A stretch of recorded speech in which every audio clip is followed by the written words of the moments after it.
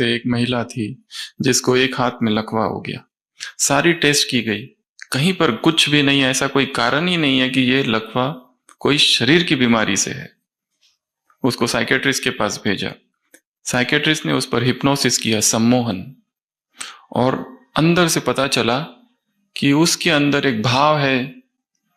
कई सालों पहले उसने अपने बेटे को इतना मारा था, उस हाथ से इतना मारा था, इतना मारा था, इतना मारा था कि उसके अंदर वो गिल्ट कॉन्शियसनेस घुस गया, अपराध भाव कि मेरा हाथ दोषी है, इसी ने मारा, इसको तो कट जाना चाहिए था। और 20 साल तक वो इसी भाव में रही कि मुझे नहीं मारना चाहिए था, नहीं मारना चाहिए था। इतना उसको मारा कि उसको एडमिट करना पड़ा था। और वो अपराध भाव इतना गहरा था, 20 साल तक व्यर्थ संकल्प चलते रहे और अचानक एक दिन पैरालिसिस हो गया और किसी भी टेस्ट में कुछ भी नहीं। अब ये उसने सम्मोहन की अवस्था में बताया, वैसे तो उसको भी नहीं पता ये क्यों हुआ। और फिर उसी सम्मोहन की अवस्था में उस मनोचिकित्सक उसको फिर लेके जाता है और फिर उसको समझाता है, ये जो तुमने मारा था बहुत अच्छा किया, नहीं तो वो बिगड़ गया होता था, तुम्हारे मारने की वजह से ही वो सुधर गया, वो गलती से रुक गया। उसको रिवर्स हिप्नोसिस किया पूरा।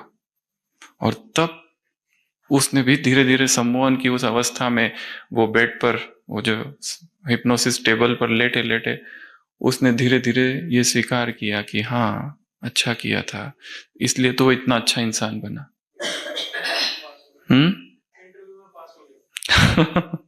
इसलिए वो इंटरव्यू में पास हो गया ऐसे। और फिर जब वो बाहर निकली तो उसका हाथ ठीक हो गया, क्योंकि ये जो लकवा था वो मन के ब्लॉकेज की वजह से था, मेंटल ब्लॉकेज। हमारी भी बहुत सारी बीमारी है जो मन के विचारों की वजह से है। व्यर्थ इधर चल रहा है, वो शारीरिक मैनिफेस्टेशन है जिसका किसी भी टेस्ट में कुछ नहीं आता। इसलिए डॉक्टर जब भी कहता है तुम्हारे सारे रिपोर्ट नॉर्मल, एकदम उदासी।